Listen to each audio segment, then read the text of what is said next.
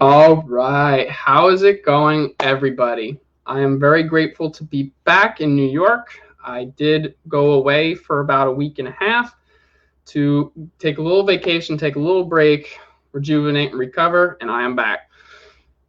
How's it going, everybody? Dr. Robert Bergkorn here, physical therapist and owner of Ascent Physical Therapy here on Long Island, New York. Today, we will be talking a little bit about what I learned from my grandma. Now, for some of you who did see my last live, I mentioned how my grandma did pass, and it's been a little bit of time. And over my break while I was away in Maine, I did take the time to kind of sit down, reflect, talk about all the different things that she kind of taught me and the different things that I learned from her. And I wanted to kind of take that and help you guys relate to how that impacts you and your pain. We have tons of people out there that are sitting home dealing with it. There's people now, because of everything going on with COVID, there's extra fears that they don't want to go and see a practitioner or a therapist. They would rather sit and wait extra long to take care of their issue before even seeking any kind of treatment, because they're more afraid of catching the disease instead of taking care of their pain. So I did want to go over the top 5 things that my grandma has taught me throughout my life and relate it to you guys, because you guys are very important to me. You guys need this more than I do. And I hope you guys will benefit from everything that we are going to go over. I hope it helps, and I hope you guys are doing well on your end. As far as how I'm doing great. I'm doing a lot better now that I've kind of had some time to kind of recover from everything that I was going through with my grandma's passing. And I'm back. I'm ready to take this and tackle it on and go through helping you guys again. I was able to go to different restaurants. I was able to go through and be able to relax, and I was able to recharge. So here we go. We're going to go over those top 5 things that will help you guys deal with your pain. So the first thing that we're going to talk about that my grandma taught me is to not wait. Life is too short to be sitting around and waiting. Waiting around, especially when you're sitting there in pain, is definitely something that could bite you in the butt in the long term. When we have pain, when we have some level of inflammation, when we have some level of injury, our tissues respond accordingly. And this is every single one of our tissues: our muscles, our tendons, our nerves, even our brains, and our spinal cords, if you want to include that. So the longer you wait, the more these things change. And the more the inflammation occurs, the more those will change on top of it. It's more of like a snowball effect. The longer you wait, the more time you have it. So if you do have some level of an issue, please make sure that you are getting in and seeing somebody sooner rather than later. When we have some level of injury, if we're waiting for weeks, months, and years to get something fixed, or whether it's something that's nagging or something that's severe, you will have development of scar tissue. You will have thickening of tissues. And when we have that, the tissue becomes weaker overall. Instead of having that nice, smooth tissue, we start to have nice or not nice, kind of bundled up tissue that gets thickened, is not as strong, does not provide the support that we need. And that's just in our muscles and in our tendons alone. When we start talking about neural symptoms, or we even start talking about even musculoskeletal issues, so even your simple strains or even your joint sprains, when we roll our ankle, for example, we start to have changes in our neural systems. So if we have back pain, for example, and I've had back pain for a couple months, and I'm just dealing with it. I'm living with it. I'm sitting there with it, and it's something that is something that we can't do, because what happens is, over time, as that becomes more and more chronic, whether it is that the pain is waxing and waning, it's coming and going, or if it's something that is just staying there and it's just there every day from the time I wake up to the time I go to bed, whether it's low level or high level, it is something that over time will lead to changes in your neural pathways. It'll affect your motor patterns, how you move. It will affect how you do things, of course, because you're going to avoid the activities that do cause you pain. And it will also lead to mapping changes in our brain. Our brains are very smart, regardless of who you are, whether you had the lowest grades in school or you had the highest grades and went to the highest level of schooling. You have the potential to make massive changes in your brain, and that includes our activity as well. Each part of our brain has a map, and every piece of that map has a certain portion of your body that it controls. And that goes from single movements that you're doing without even thinking, or ones that you are controlling, to the ones that are involuntary. And those activities, if we have pain, changes that map sometimes. When we have that change in that map and we start linking our emotional centers, and if we start linking our memory centers, we can even have that chronic pain start to come up when we're stressed, when we're sad, when we're depressed. And that's where we start having a lot of these people with chronic pain issues. So the longer you wait, the more that this can happen. So making sure that you are getting in front of somebody is what's going to do the best for you to get that fixed. But at the same time, don't lose hope. And that's something I'm going to be talking about later, because even if you've been dealing with this for a long time, you always still have that chance to fix this. So the second topic, because each of these topics kind of build on the other, it is to enjoy life and not to let your diagnosis control you. My grandma was someone who always enjoyed life. She always did something that she always loved to do. And she never let anything get in the way of what she wanted to do until her diagnosis took over. She waited way too long because she had horrible knee arthritis and she never got it fixed. She never had the knee replacements that she needed 20, 30 plus years ago. And eventually she became immobile. And when she became immobile, she still tried to do what she could. She enjoyed the life that she still had, but at the same time, she was still limited. So don't let your diagnosis control you. What that means is, because you have a certain diagnosis does not mean that you will have that diagnosis forever. Having a herniated disc, for example, in your back is not something that you will always have forever. Research has been shown that over a 6 to 8 week period, sometimes even 12 weeks, that you will have some level of recovery of your symptoms because of general healing. People will go in, they'll have MRIs, they'll have the herniated disc displayed, and they will still have 6 to 8 weeks later, nothing's visible. And that happens sometimes with some people. For some reason, it doesn't happen with others, but that doesn't mean you're going to be in pain. Making sure you get to the bottom of where your pain is coming from is what's going to be 100% key with this, because it's not always going to be, for example, like I've been using that herniated disc. The outside of your disc in your lumbar spine, or any of your lumbar levels, or any of your spinal levels, has very high levels of sensory innervation. So basically, if you have an injury in that area, it's going to hurt. It's going to hurt pretty bad because it's very innervated. It has a lot of nerves around it, and it is very sensitive. So if it does have it, if you do have it, it's going to be around for some period of time, but then you have to reintroduce activity. Slowly and gradually, you need to have somebody help guide you at times. You don't always need to do that, but you eventually need to gradually build yourself back into your activity so that you are able to retrain yourself, retrain your brain, and also get back to normal in your normal life. The next thing I do want to go through is don't lose hope, something I mentioned in that first topic, and it is something that is very important.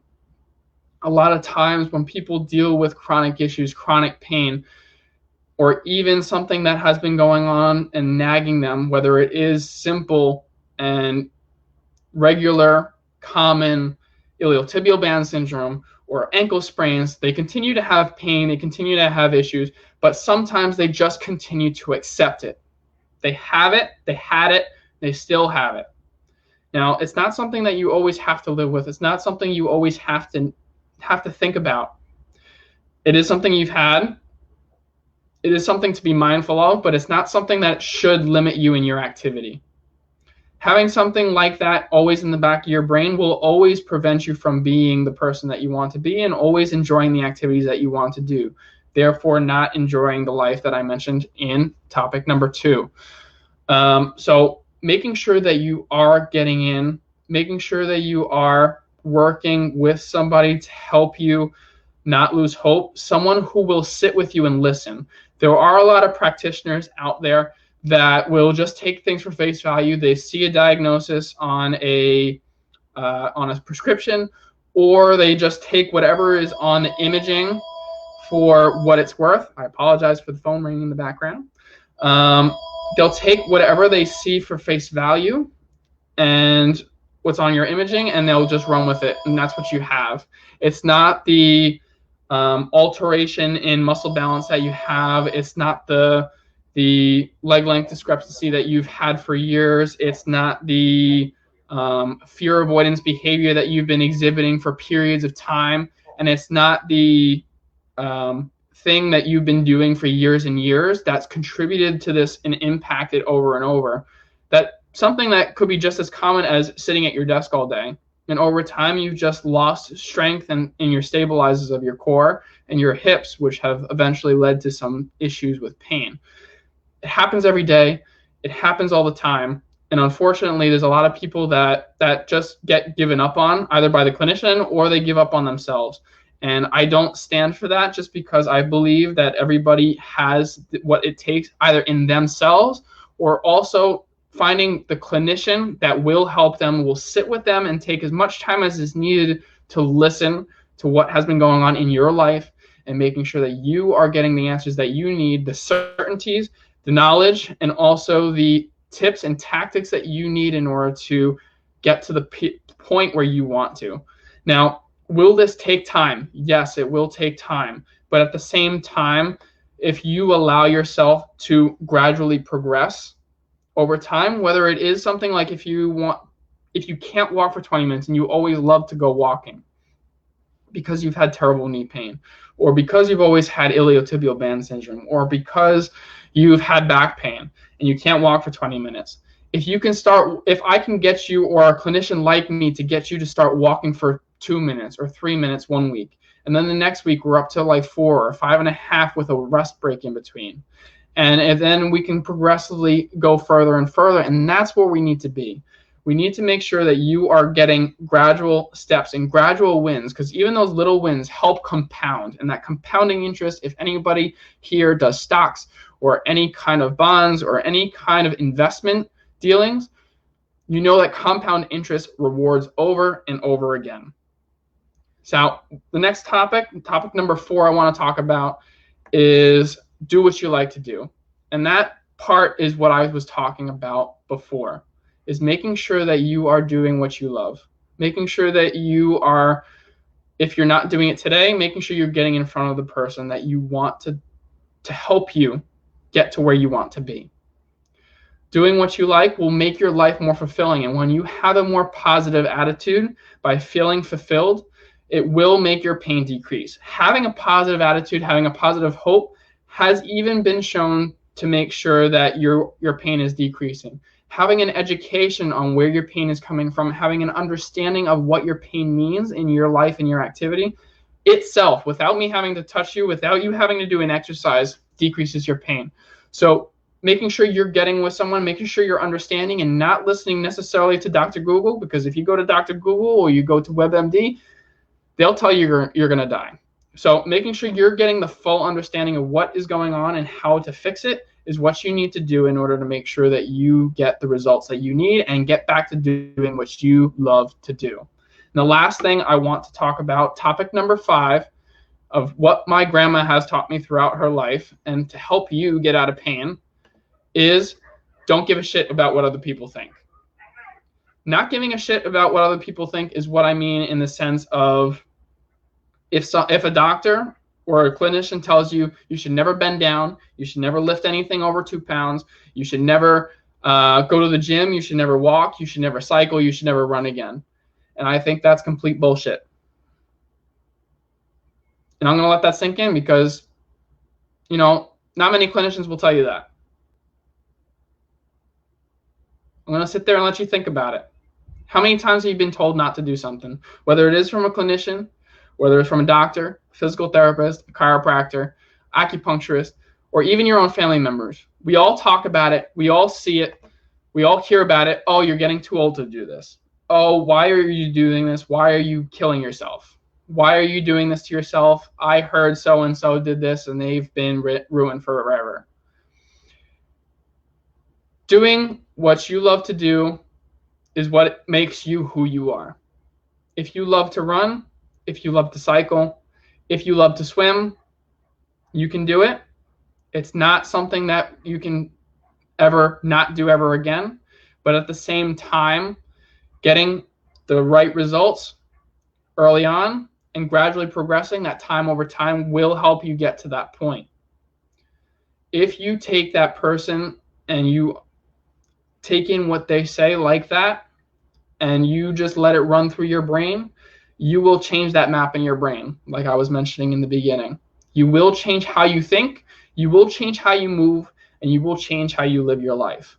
You will avoid activities, you will do less and less, you will have more and more pain as a result of less activity because you have less strength, less mobility, and less ability to do what you love to do, and will eventually make you an unhappy, miserable person. And that is not what I want to have for each and every single one of you who listens to this. So don't give a shit about what other people tell you, especially if it's something that you don't want to hear, unless they give you the certain background, the certain understanding that you need, the education that you need to understand why something you can't do right now, and if there is anything that they can do in order to make it happen. Because you have arthritis, because you have bone-on-bone issues, does not mean that you can't walk, does not mean that you can't squat, does not mean that you can't bend your knee. It's something that may limit you to some degree, but at the same time, is there ways to get around it? 100%. Are you always going to have back pain? No. Is there something you can always do to help improve it? 100%. So take everything with a grain of salt. Make sure you educate yourself. Make sure you understand where things are coming from. Make sure you're getting and working with someone who can give you the primary cause, the very basic cause of what is causing you to not be able to do the activities that you love to do, and have them work with you. Whatever it takes, have them work with you to get back to where you want to be. I hope everybody is doing well. I know it has been a little bit of time since I was last on before I went away. I hope to kind of give people more valuable information. If there is more things that you guys want to learn about, more specific things that you want to learn about, please feel free to comment below. Please feel free to message me directly about different things you want to hear.